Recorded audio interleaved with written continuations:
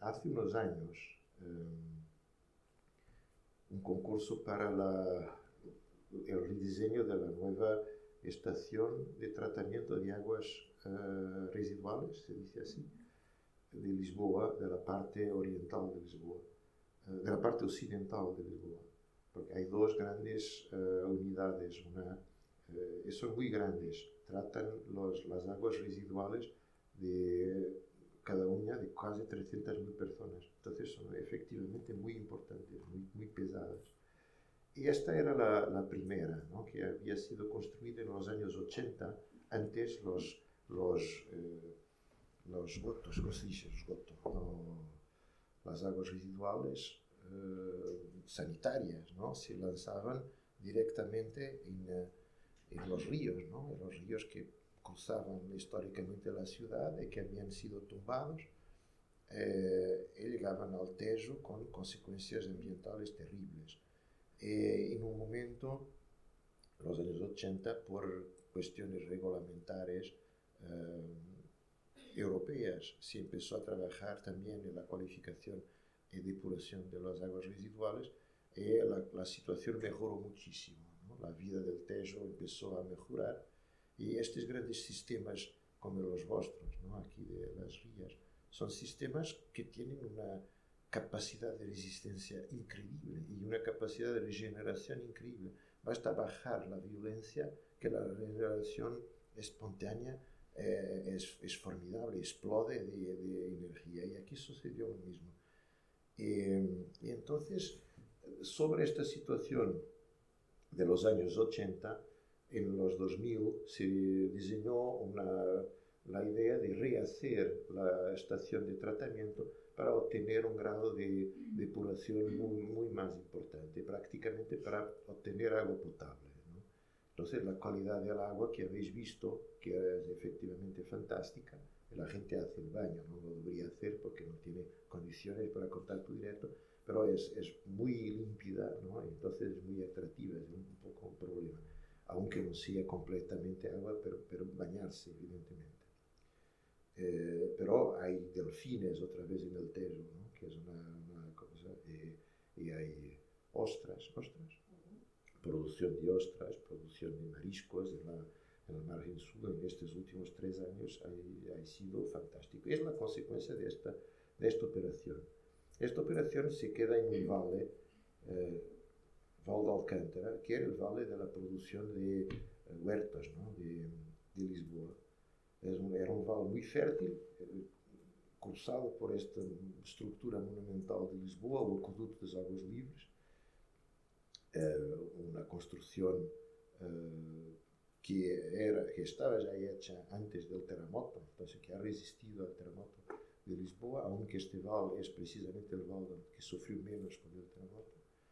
Y este valle era un valle de producción, pero era también una especie de espacio público, ¿no? Nos vemos en la iconografía, vemos que es siempre referido como un lugar donde están los camponeses, sí, pero donde están también unos aristócratas que se van a pasear, ¿no? Que van a pie, cogiendo el fresco, que se ve que era una especie de parque, ¿no? Efectivamente, que tenía sus perfumes, que tenía donde se hacían unas fiestas, porque hay también unas representaciones de unos momentos de unos picnics, de unas danzas, ¿no? De unas fiestas. Entonces es una especie de una Arcadia, es un paisaje bucólico, de armonía, no es una estructura sencillamente productiva, es algo más de esto, ¿no? Y esto que ha sido celebrado sistemáticamente en la iconografía,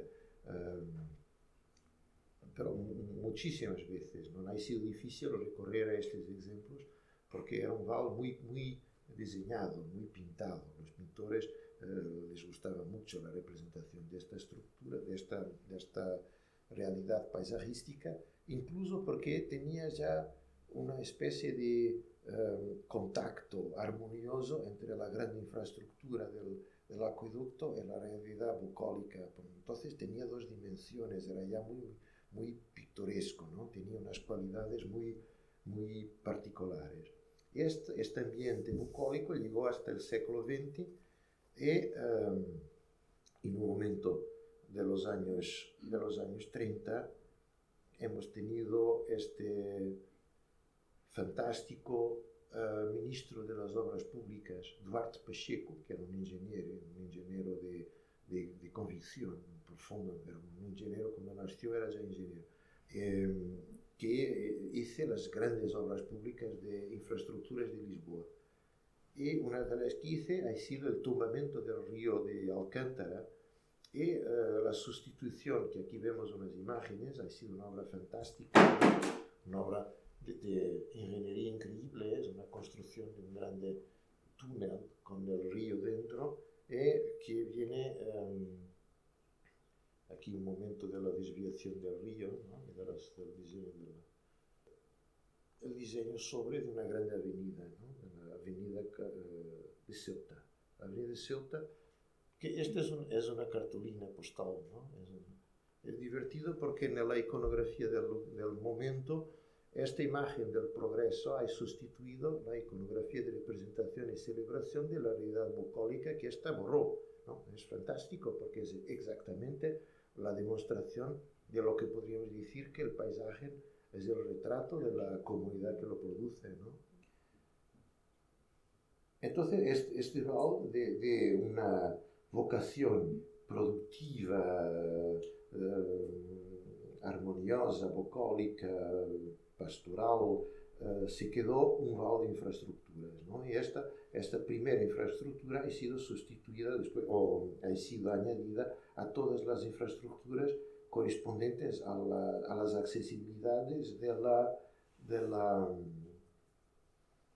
puente, ¿no? Del puente 25 de abril, antes puente Salazar, construido en los años 60, y todas las conexiones rodoviarias pasan por este rol. Y aquí también, como era el río principal de la drenaje de Lisboa, es donde se hizo el primer depurador, con esta ubicación. Aquí este diseño es un diseño que está hecho con la silueta del nuevo depurador y su dimensión, ¿no? Y vemos que es la dimensión de prácticamente unas seis manzanas, unas 5 manzanas de la ciudad. Este es Campo de Urique, es un barrio importante de Lisboa, y vemos que esto es un edificio importante, ¿no?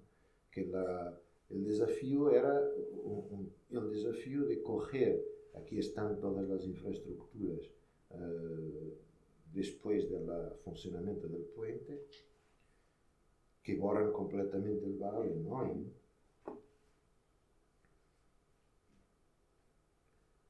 Aquí está la ubicación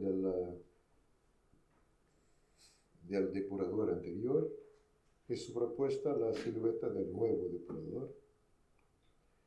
Y esta condición de un edificio grande, cuanto 6 manzanas, ¿no? 1, 2, 3, 4, 5, 5 o 6 manzanas, si pensamos a esto como un edificio, es preocupante. Pero si pensamos a esto como una topografía, empieza a encontrar su verdadera escala, ¿no? Y empieza a transformarse también en la posibilidad de, esta es la topografía de implantación del primer depurador. Y vemos que el primer depurador ha producido un corte importante en la estructura del valle. Y nuestra propuesta era la de hacer una especie de prótesis, ¿no? De prótesis topográfica, y de reconstruir la topografía del valle con el nuevo equipamiento, que tenía que ser cerrado, ¿no? Tenía que tener una cobertura.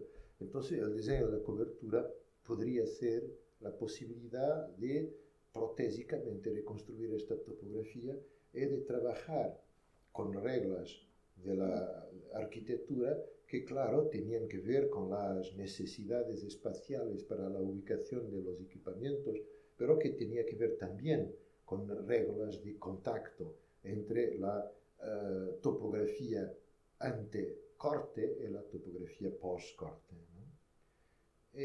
Esto quiere decir que al final se producía como cobertura del edificio una grande superficie de hormigón con una articulación variable que podría ser cogida exactamente como el suelo de verdad era cogido por los horteros. Y entonces el proyecto podría trabajar esta especie de realidad artificial de topografía reconstruida, atribuyéndole la condición de única fachada de la construcción, porque todas las otras desaparecían, y trabajando en esta única fachada exactamente con un principio de terrazamiento, construyendo una regla dependiente y una regla de altura máxima entre terrazos, y trabajando exactamente como en muchísimas otras condiciones en que se trabaja con un suelo artificial. Estos son los terrazos de Positano en el Salerno, ¿no? En que estos terrazos no son hechos con suelo de aquí. Este suelo ha sido cogido desde abajo y transportado artificialmente aquí. Entonces es un suelo artificial, y esto es lo que sucede en muchísimas condiciones de producción de huertos en el mundo. Son suelos artificiales que son cogidos en otros lugares y que son conducidos a una nueva ubicación. Y así hicimos.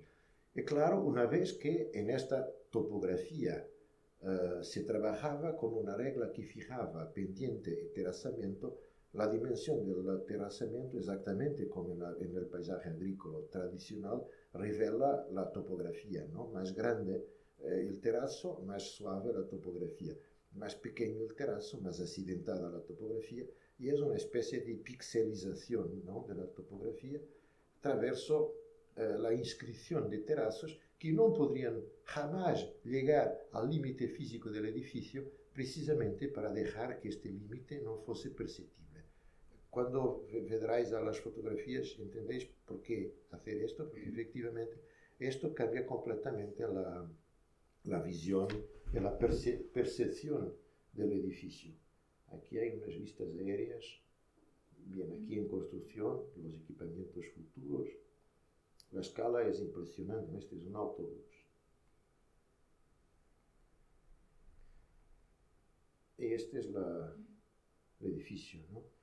Por esto no podríamos enseñar el límite, porque hacerlo así y hacer que lo que hace el límite son los límites de los terrazamientos y no los límites del edificio, hace que efectivamente un edificio que tiene esta dimensión desaparezca completamente, ¿no? Y lo que vemos son sus señales, es la revelación estructural accidental dentro a un padrón pero los límites no son perceptibles. La otra fachada, la fachada de contacto, es también una especie de revelación del tema, porque esta operación, más que una operación de sobreposición, que podría sencillamente ser desplegada como una operación de sobreposición, pero es más complejo que esto, porque al final lo extracto de contemporaneidad está sometido al extracto de figuración de su condición anterior. Entonces es un poco una inversión, es como una arqueología al contrario, ¿no? Es como si